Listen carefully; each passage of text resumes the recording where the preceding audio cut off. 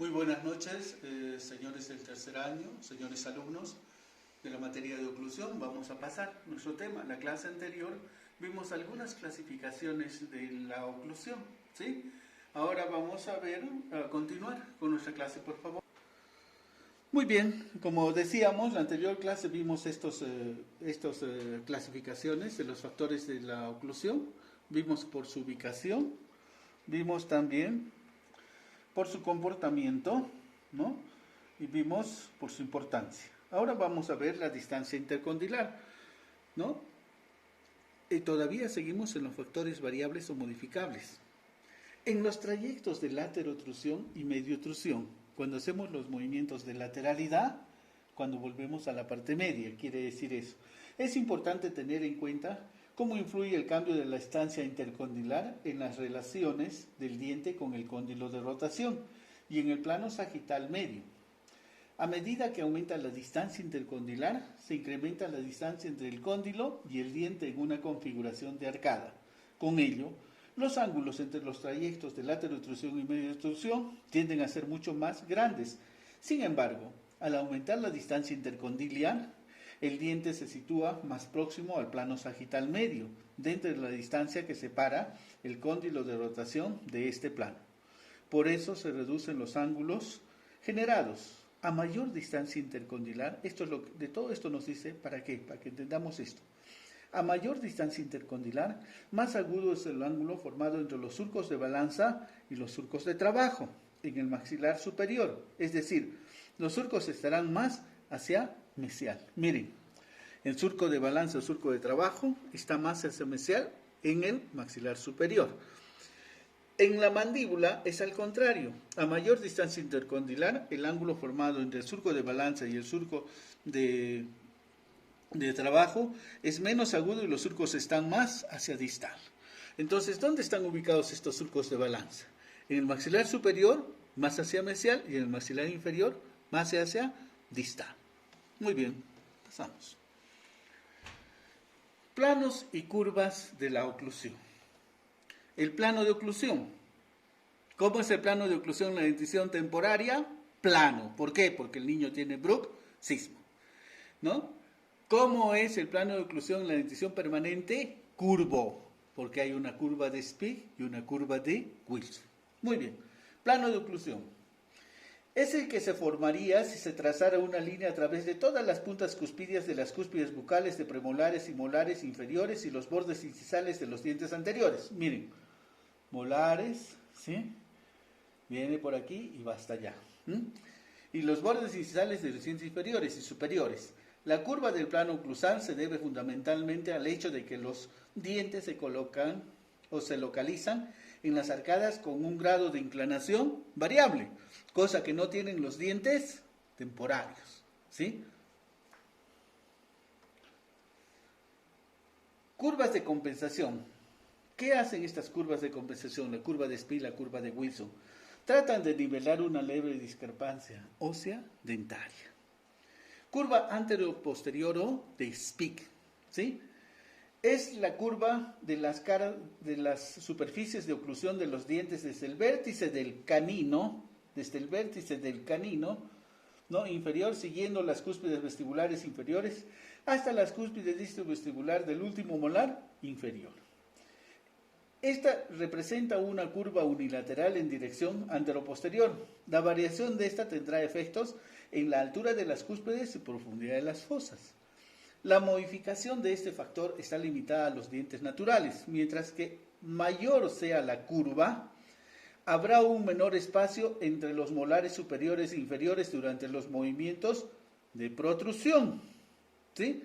Esto significa menor altura de las cúspides y menor profundidad de las fosas.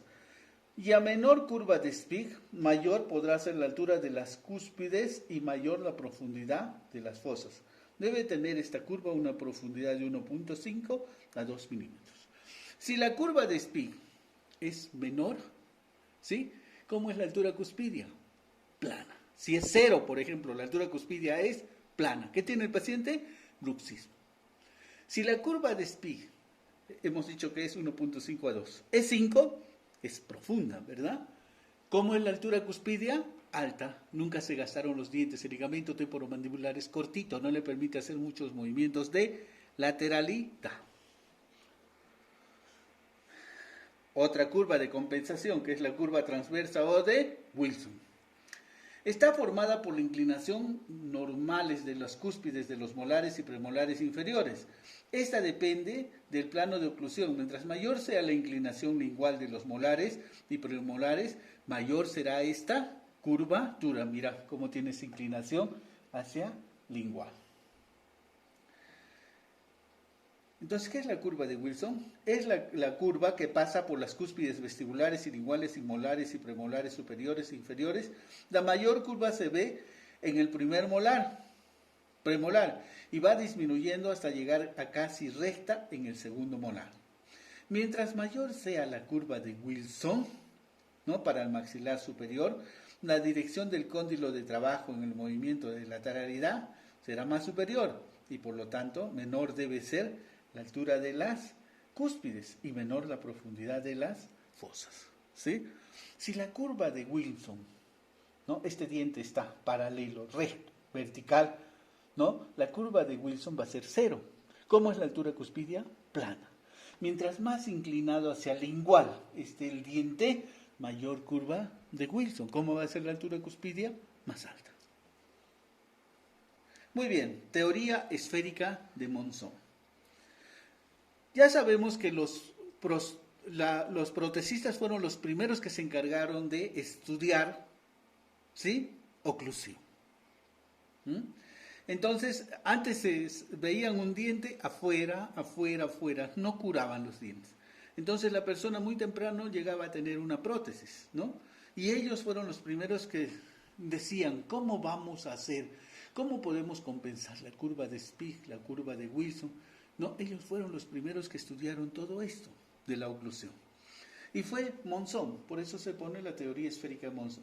Se basa en la hipótesis que postula que los dientes posteriores se alinean conformando una curva o segmento de circunferencia cuyo centro estaría ¿dónde? En la glabela, ¿no?